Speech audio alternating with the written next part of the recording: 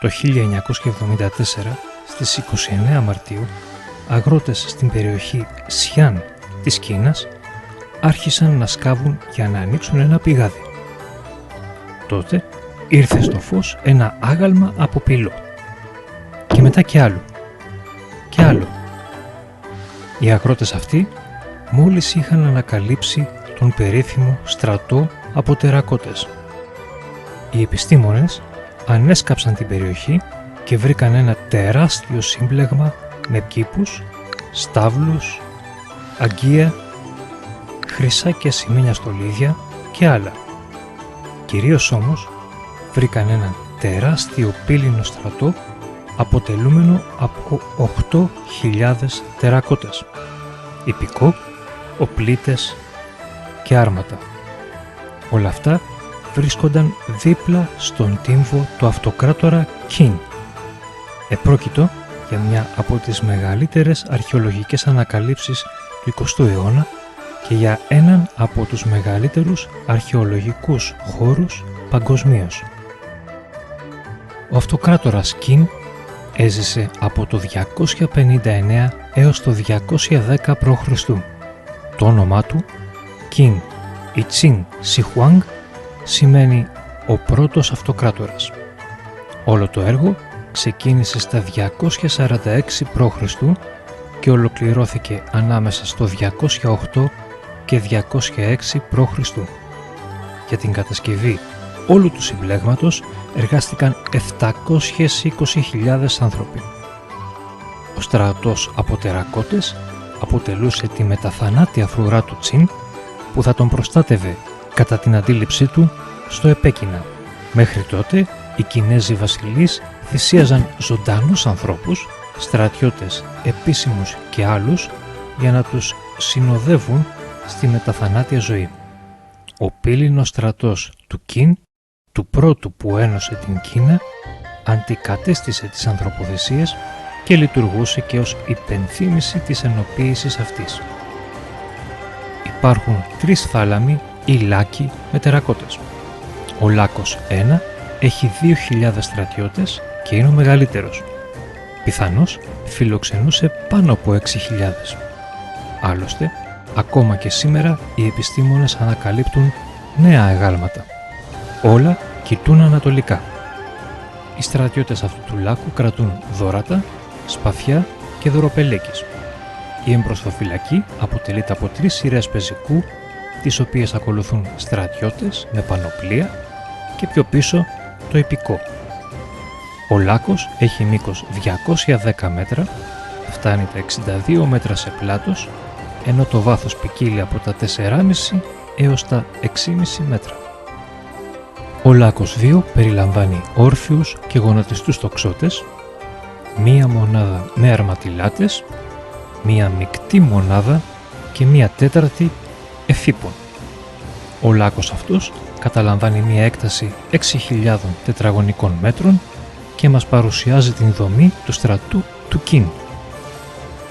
Ο λάκκος 3 είναι μικρός και περιλαμβάνει αξιωματικούς του στρατού.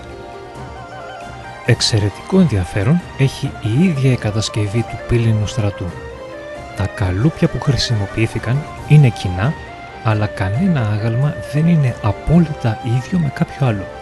Υπάρχουν διαφοροποιήσεις στα χαρακτηριστικά του προσώπου, των μαλλιών, της ενδυμασίας, των κινήσεων. Όλα αυτά μας προσφέρουν και οικονομικο-κοινωνικές πληροφορίες για την Κίνα εκείνης της περίοδου. Οι δημιουργοί έφτιαχναν χωριστά καλούπια για το κεφάλι, τον κορμό, τις επωμίδες, τα χέρια, το άνω μέρος των ποδιών, τους μυρούς δηλαδή, το κάτω μέρος των ποδιών, τις κνήμες και την βάση των αγαλμάτων. Σε αυτή την βάση ο κατασκευαστής έβαζε και το όνομά του και σε αυτόν απευθύνονταν οι υπεύθυνοι στην περίπτωση λάθους.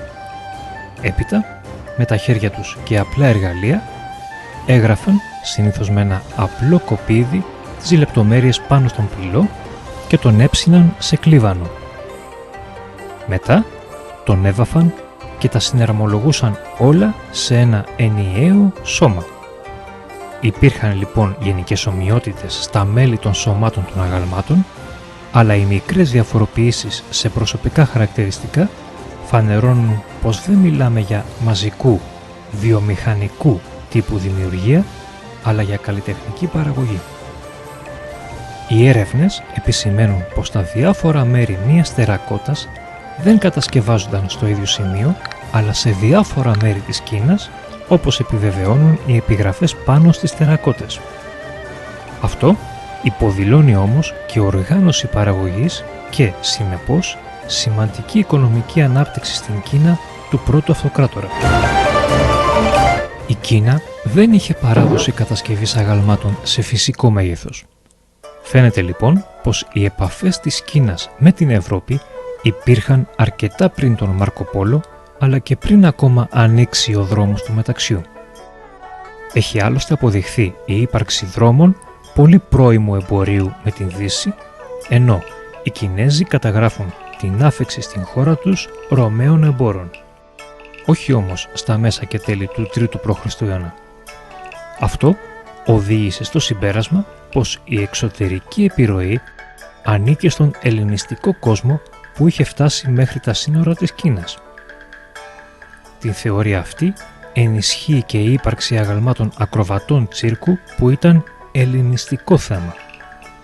Κάποιοι μάλιστα ερευνητές ισχυρίστηκαν πως ανάμεσα στους καλλιτέχνες που δημιούργησαν το στρατό ήταν και Έλληνες, αλλά αυτό δεν αποδεικνύεται.